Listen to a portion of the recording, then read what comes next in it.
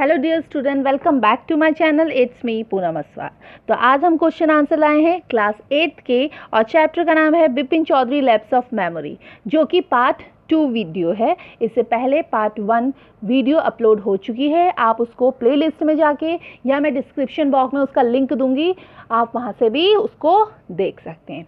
तो चलिए देखते हैं जो पार्ट 2 वीडियो है उसमें क्या क्वेश्चन पूछे गए हैं।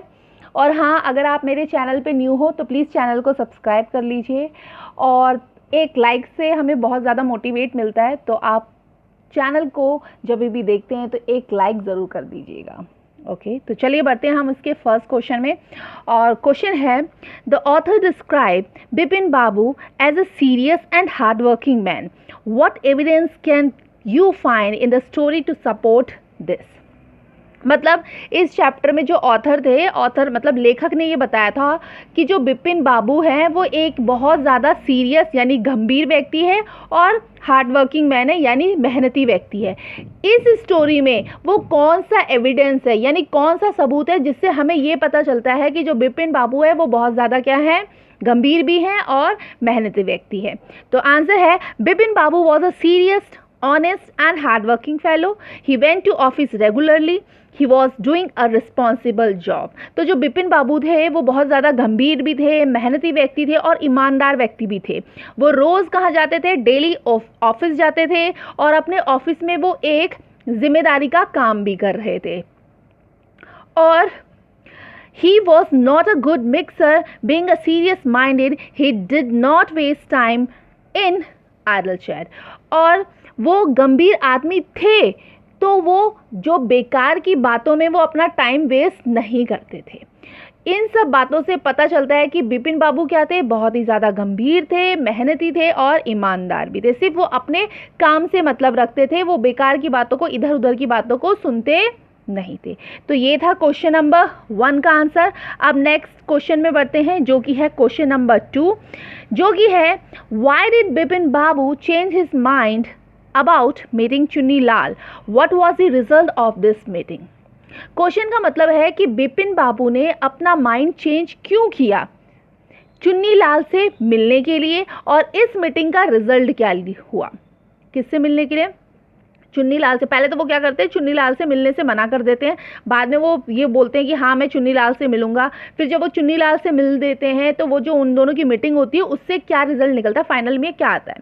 तो आंसर है, बिपिन बाबू first refuse to meet Chunni Lal. He was in no mood to help Chunni Lal out of his trouble but changed his mind soon.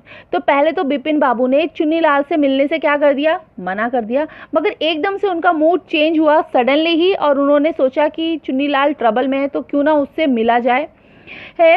He thought Chunni Lal might remember something about his trip to Ranchi इन 1958. उन्होंने ये सोचा कि शायद चुन्नी लाल को पता होगा जब वो 1958 में गए थे, कहाँ पे गए थे, रांची में, तो उस ट्रिप के बारे में शायद चुन्नी लाल को पता होगा, इसीलिए उनका माइंड क्या हुआ था, चेंज हुआ था। नहीं तो उससे पहले तो बिपिन बाबू ने क्या कर दिया था, बिपिन बाबू ने बोल दिया था कि वो चुन्नी लाल से नहीं मिलेंगे। जब उन्होंने सोचा कि वो रांची गए थे, इस ट्रिप की जानकारी शायद मुझे चुन्नी लाल से कुछ मिल सकती है, तो तब उन्होंने क्या कहा, उन्होंने चुन्नी लाल से मिलने के लिए हामी कर दी, इसलिए उनका माइंड चेंज हुआ।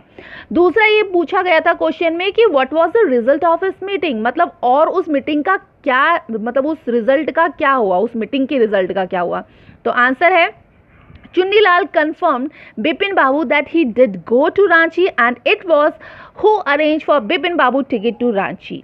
यानी चुन्नी लाल ने ये कंफर्म कर दिया कि बिपिन बाबू सच्चीमुच कहाँ गए थे, रांची ही गए थे, और वो वही इंसान है, कौन, चुन्नी लाल ही है जिसने क्या किया था, अरेंज की थी टिकट, कहाँ की, रांची के लिए, किसके लिए, बिपिन बाबू के लिए।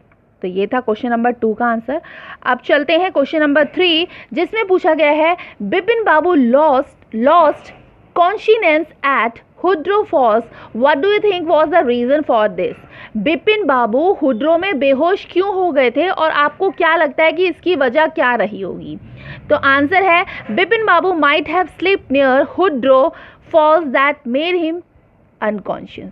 यानी बिपिन बाबू वहाँ पे शायद बहुत सारे रीज़न भी हो सकते हैं। एक तो वो कि वो बहुत ज़्यादा डिप्रेस थे कि वो एक इंसिडेंट को कैसे भूल गए, शायद इसलिए भी वो बेहोश हो गए थे। दूसरा एक और भी रीज़न हो सकता है कि वो क्या हुड्रो में फॉल में क्या हुए थे, स्लिप्ट हो गए थे, गिर गए थे, इसलिए भी वो अनकॉन्शियस हो गए थे। तो ये था क्वेश्चन नंबर 3 का आंसर। अब बढ़ते हैं क्वेश्चन नंबर 4 में। 4 में पूछा गया, how do you think Bipin Babu reacted when he found out that Chunnilal had tricked him.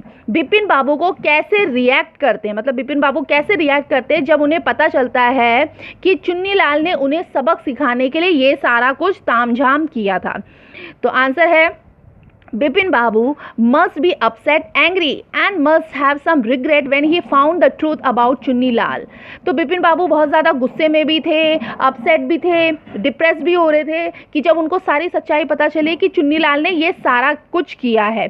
He must be regretting himself for not helping his old friend who was going through a bad phase and would be angry and upset on Chunni Lal for creating so much of chaos in his peaceful life। तो बिपिन बाबू बहुत थोड़ा मतलब regret भी कर रहे थे, regret ये कर रहे थे कि उन्होंने अपने पुराने से दोस्त की क्या नहीं करी, हेल्प नहीं करी जब वो बहुत ज़्यादा बैड फेज में आ रहा था। मतलब जब उसको क्या हो रहा था, उसकी लाइफ सही से नहीं चल रही थी, तो उस टाइम उन्होंने अपने ओल्ड फ्रेंड की हेल्प नहीं की। तो वो ये रिग्रेट भी फील कर रहे थे, कौन, बिपिन बाबू। और वो गुस्सा भी हो रहे थे अपने से कि चुन्नी लाल ने क्या किया। एक तो चुन्नी लाल ने इतना सारा उनके लिए क्या कर दिया, ट्रबल कर दिया कि उनको एक इंसिडेंट क्या नहीं था, याद ही नहीं था, जो कि हालांकि उनकी लाइफ बहुत ज़्यादा पीसफुल चल रही थी, जिससे जब ये इंसिडेंट हुआ तो बिपिन बाबू बहुत ज़्यादा क्या हो गए थे, डर गए थे, सोच में पड़ गए थे कि मेरा एक इंसिडेंट मुझे कैसे याद नहीं है। तो ये था क्वेश्चन नंबर 4 का आंसर। तो क्वेश्चन आंसर इस चैप्टर के कंप्लीट हो चुके हैं बिपिन बाबू के।